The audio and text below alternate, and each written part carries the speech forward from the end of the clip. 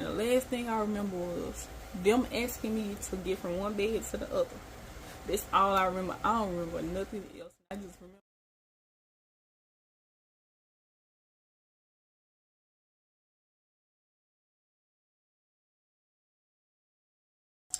What's up, YouTube? It's your girl, Sid, and if you don't know, my name is Turkish, and it means Black Beauty.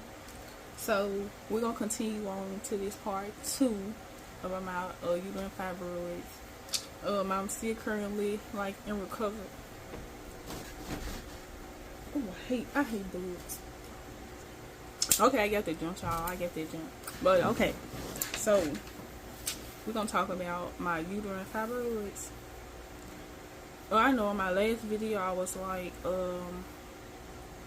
I was gonna go more into detail because this was stuff I forgot. But I forgot what I forgot.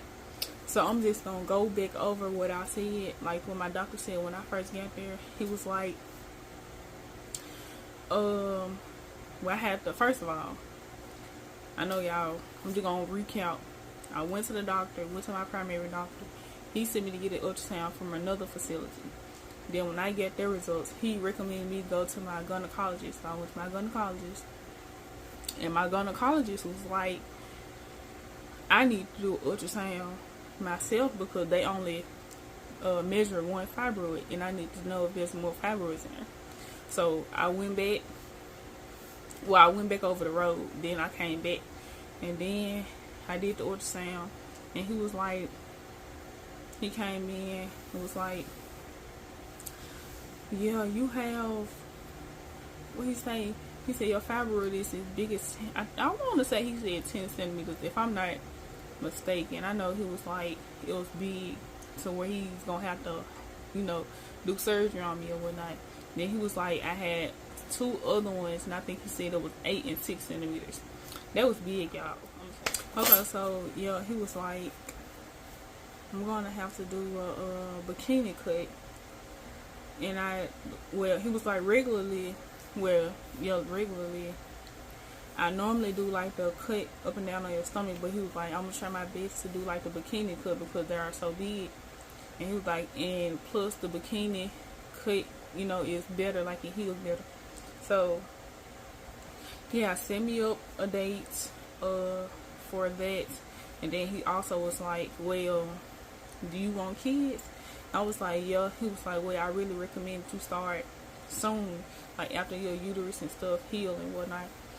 And I was like that wasn't really in my plan. Like I wasn't really planning to have kids, no time soon.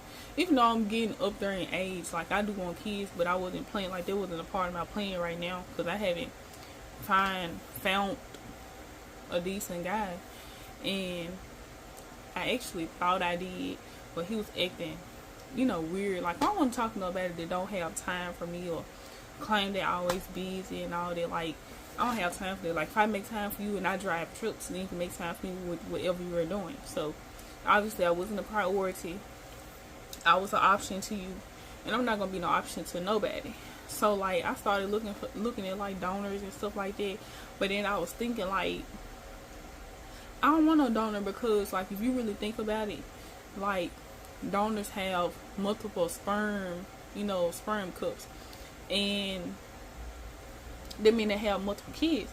So just imagine, like, if you go somewhere, like, where that person sperm is, like, who they donated to, like, your child and that, child end up together. Like, they don't know they sister and brother. So I was like, I don't know if I want to do that, but like I have to find a way to do that because I also said I'm gonna start next year because I do want to start on it. Then my mama do want grandkids, then I'm her only daughter, so like why not?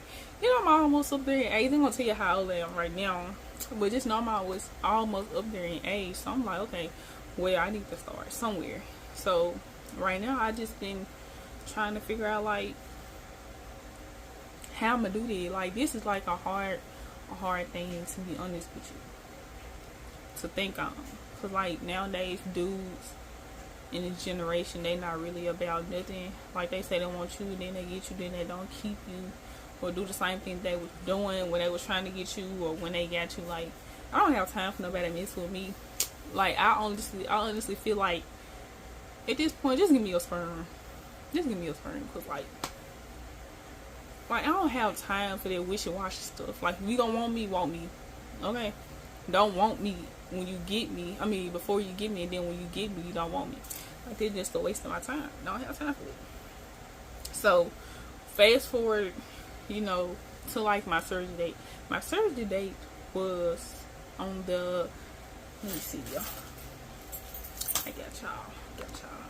I want to say it was on the 22nd. Let me see. No, it was on the 21st. It was supposed to be. No, it was on the 22nd. It was supposed to be on the 23rd. So when I was on my way, okay, I had put my little FMLA in my job, but I was stuck like in Dallas, Texas, because like our truck had broke down, so we had to stay there. So like they had already knew what I had planned or whatnot. So they had took me off the roster.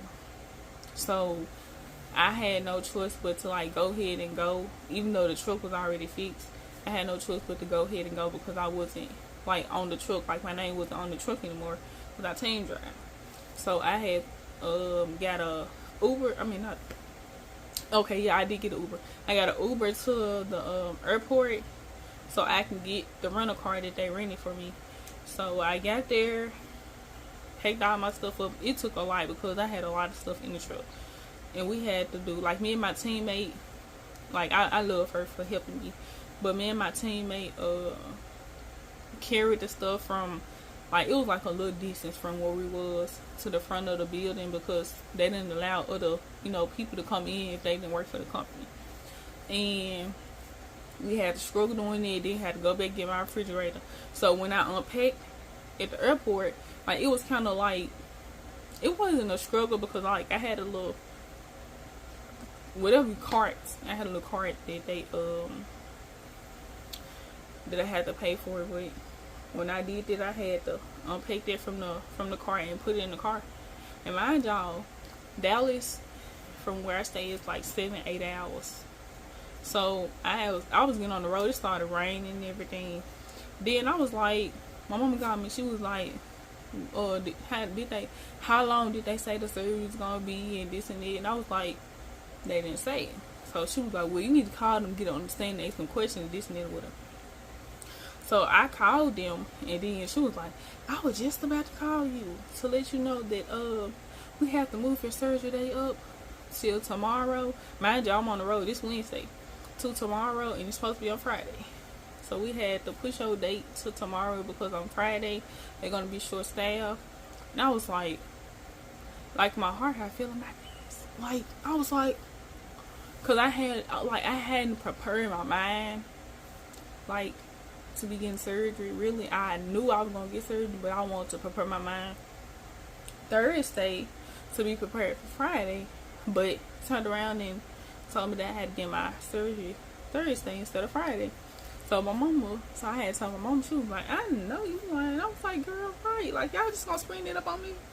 And she was like, yeah, I was just about to call you and let you know it's gonna be short staffed. She was like, is it okay, or do you want to move, or do we need to reschedule? I was like, no, because first of all, I know I already did my FMLA, and I didn't do that for no reason, just, and then they already took me off the roster, so I wasn't going to be doing, all that extra stuff.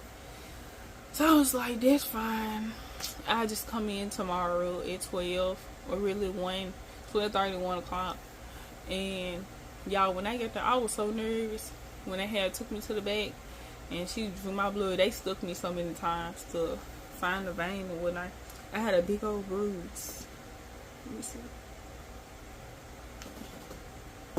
I don't think y'all gonna be able to see it right there, but it's fading away. But I had a big old bruise from when the lady tried to stick me, and she couldn't get it, so the other lady had did it.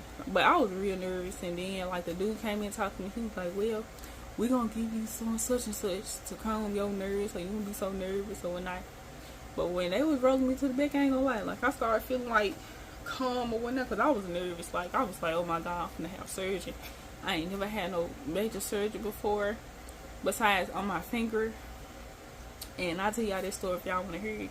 But I was real nervous, so I was like, when he gave me the medicine, I was calm. And the last thing I remember was them asking me to get from one bed to the other. That's all I remember. I don't remember nothing else. And I just remember hearing somebody call my name, saying my name for me to wake up. And I'm looking around like, oh my God, I'm out of surgery. And she was like, yeah, we finna transfer you up to the room because your mom was waiting on you. And I was like, dawg, they knocked me out real quick. But when I had got to the room, y'all, when I say the first few days, like, it was hell. Like, and it was more so because, like, they wanted me to pass gas and go to the restroom, do a bowel movement. And I couldn't do that because my bowels were asleep from the anesthesia. And, like, anything that I ate or drunk, like, I just kept throwing it up. And it was, like, so miserable. I was so miserable because, like, every time, when you throw up, your stomach push, like, your muscles push from your stomach, and it causes it, like, it just hurting. So I was so miserable, and I was in a hospital for like 5-6 days because of it.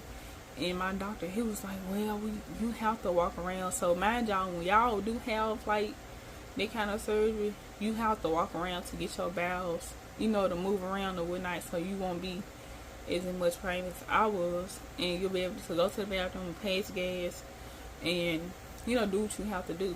And after that, like, it was good. But I'm gonna tell y'all, they had gave me some Percocets. When I say I took it the first day, and I felt weird, like I was having like bad dreams. I was jumping in my sleep and stuff. I was like, okay, well, maybe it's just me because my mind just everywhere.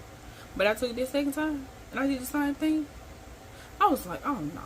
I told my mom, I was like, I don't want that, because I don't like the way that makes me feel. Like, it makes me have bad dreams. Like, it makes me feel like something chasing me. Like, I don't want to feel like nothing chasing me, and then me jumping in my sleep. And then with me jumping in my sleep, I'm hurting myself because my stomach muscles moving. Told them don't give me no more of that.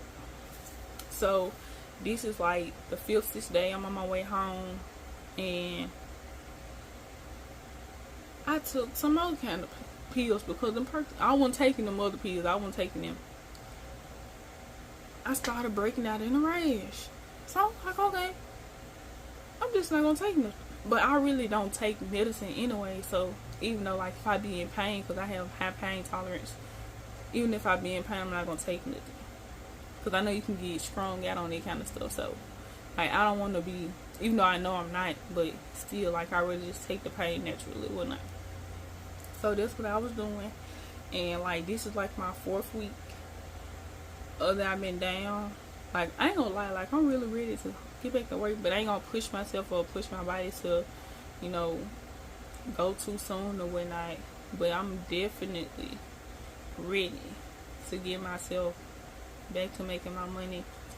And not only that, but I like doing stuff for myself. Like, I appreciate my family and stuff doing stuff for me, but it's like, it's kind of hard because I'm so used to doing stuff on my own, and you literally have to rely on somebody else doing stuff for you. Like, especially if you so independent, like, it's gonna be hard for you to do because you are independent. Like, you're not used to people doing stuff for you. So, like, you gotta keep that in mind. You gotta keep in mind that you have to move, but you can't move too much, but then you'll start hurting. Like, I done did it plenty of time. Like, it's like, it's kind of boring, but it's not. Like, it's relaxing.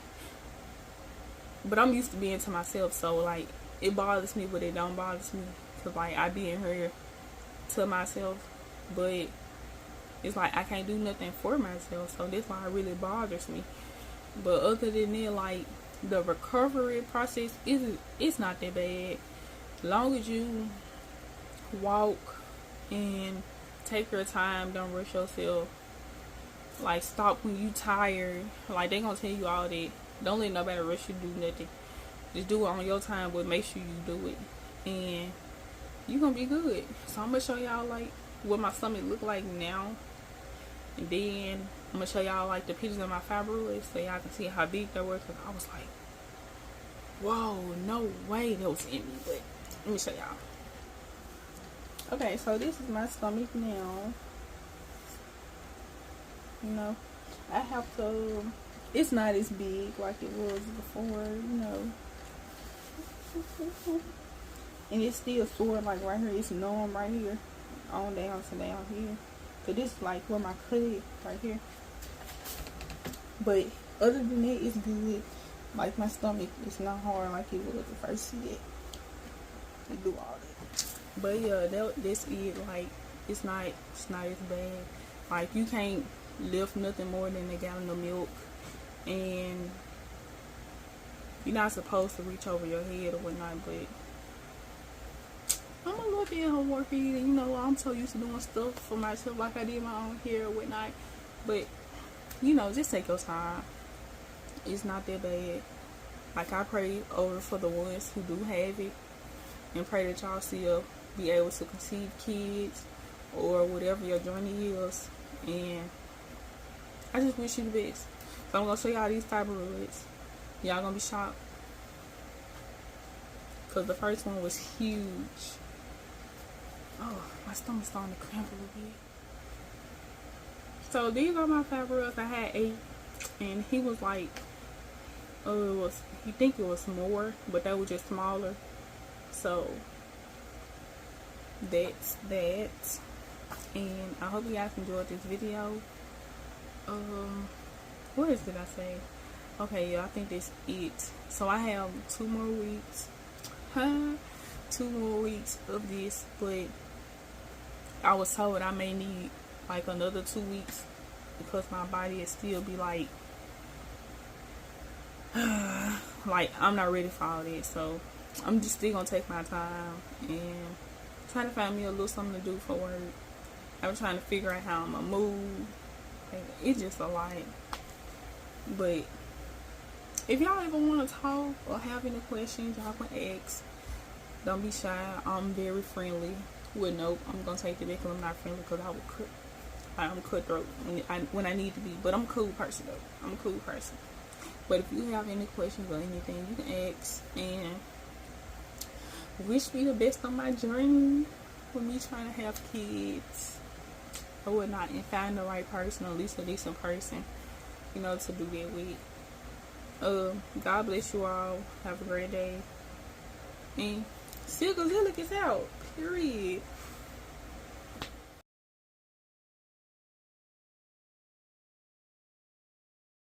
It's